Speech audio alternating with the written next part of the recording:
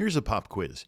What do you do when a critical part breaks on a Navy destroyer in the middle of the Pacific Ocean and that part hasn't been manufactured since 1987? Option A is you wait 6 months for some contractor to spin up a production line for exactly one widget. Option B is you cannibalize parts from another ship like you're running a junkyard. And option C is you print a new one, right there, right on the ship.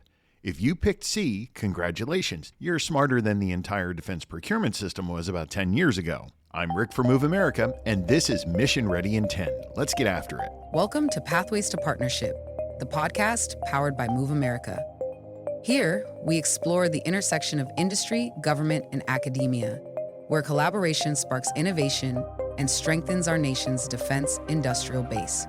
Each episode will bring you thought-provoking discussions, expert insights, and real-world success stories that showcase the pathways to building a stronger, more innovative defense industry. And now, here's your host, Rick from MoveAmerica. Welcome back to the Pathways to Partnership podcast. And if you're new here, this is our Mission Ready in 10, where we tell you true stories about small businesses changing the defense game and then give you the playbook to do the same thing. Last time, we talked about Shield AI and the SBIR program. This time, we're going smaller, like layer by layer smaller. We're talking about additive manufacturing, 3D printing, the technology that lets you turn a digital file into a physical object while you wait. And I know what some of you are thinking. Rick, 3D printing is for making little plastic trinkets and those weird articulated dragons my nephew won't stop showing me.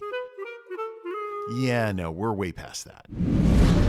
Today, small businesses are using additive manufacturing to print mission-critical parts for Navy ships, Air Force jets, and Army vehicles. Parts made of metal. Parts that have to perform under extreme conditions. Parts that are keeping billion-dollar platforms operational. And the best part? DoD is actively looking for small companies to help them do more of it. So let's talk about how we got here and how you can get in on it.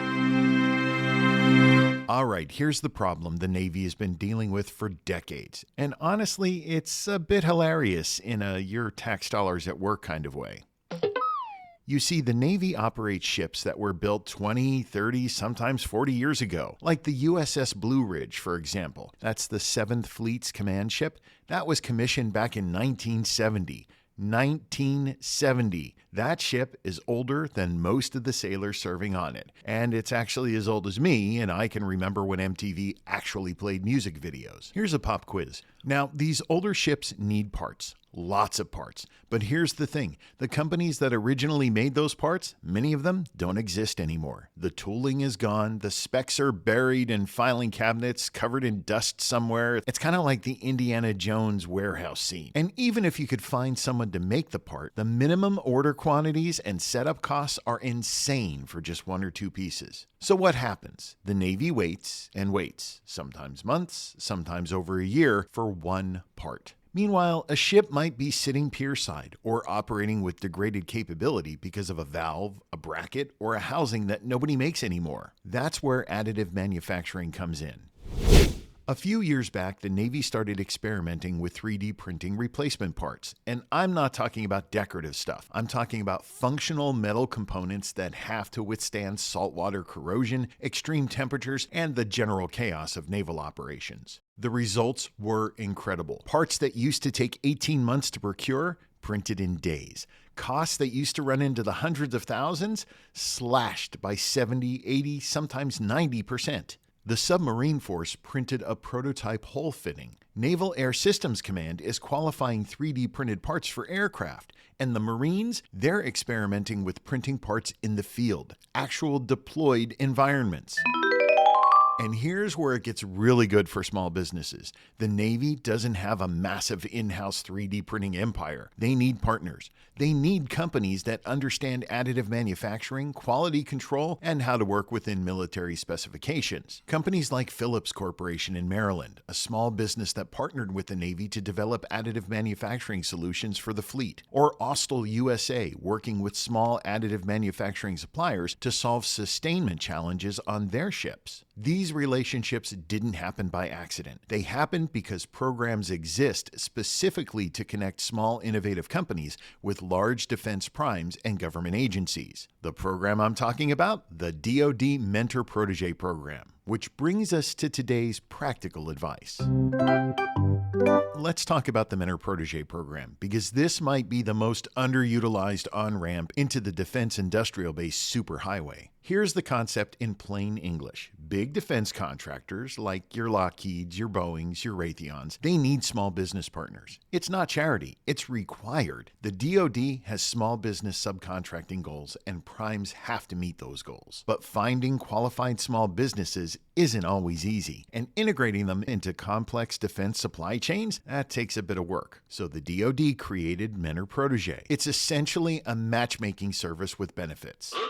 Not those kind of benefits. Get your mind out of the gutter. I meant business benefits. Here's how it works. A large defense contractor, the mentor, partners with a small business, the protege, to help them build capabilities, understand defense requirements, and eventually win work.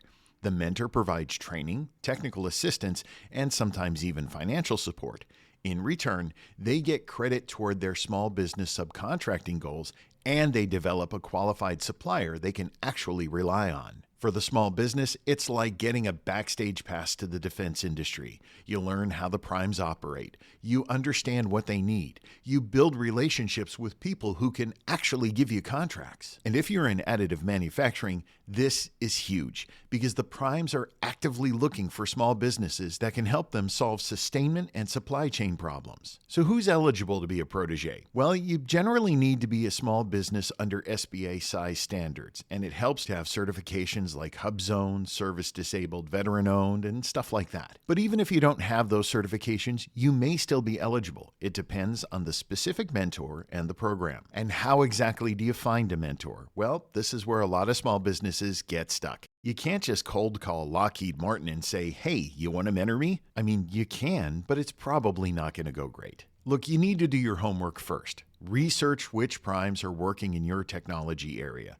Look at their small business offices. Most large contractors have dedicated teams for this. And you can attend industry events, like the ones MoveAmerica takes part in, where you can meet their small business liaisons. And here's the part where I do my job. You can work with organizations like MoveAmerica that specialize in making these connections work. You see, here's something most people don't know. MoveAmerica is the Mentor-Protégé Program intermediary for the DoD. That's not just a fancy title, although we do like it. It means we're recognized by the DoD to help mentors and protégés work together, manage the process from start to finish, and make sure both sides actually succeed. Look, we're not just cheerleaders on the sidelines, though we do have a wealth of those big foam fingers. We're in the game. We help structure the agreements. We help you set goals. We help you navigate the bureaucracy so you can focus on building your business. And because we work with both mentors and protégés, we know who's looking for what. That small additive manufacturing company in Ohio,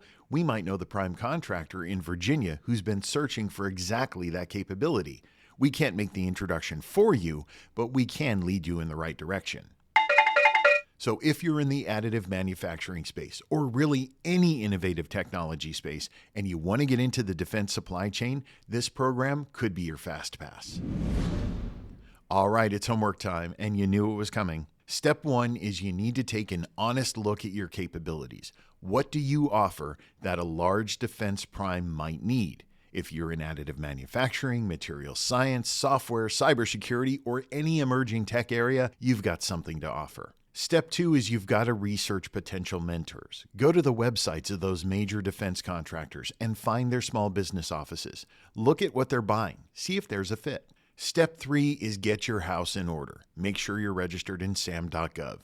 Get your capability statement polished. If you're eligible for any small business certifications, you might want to start that process now or yesterday. Step 4, call MoveAmerica. Seriously, as the official DoD Mentor-Protégé Program intermediary, MoveAmerica is in this with you from the first conversation to the first contract. Take our Rapid Innovation Accelerator in Miami. Through them, we connect companies with venture capital and cyber opportunities, because sometimes you need to build capabilities before you're ready for that mentor relationship. And if you're in Michigan, guess what? Our Apex Accelerator in Dearborn can help you with the fundamentals: registration, certifications, finding opportunities.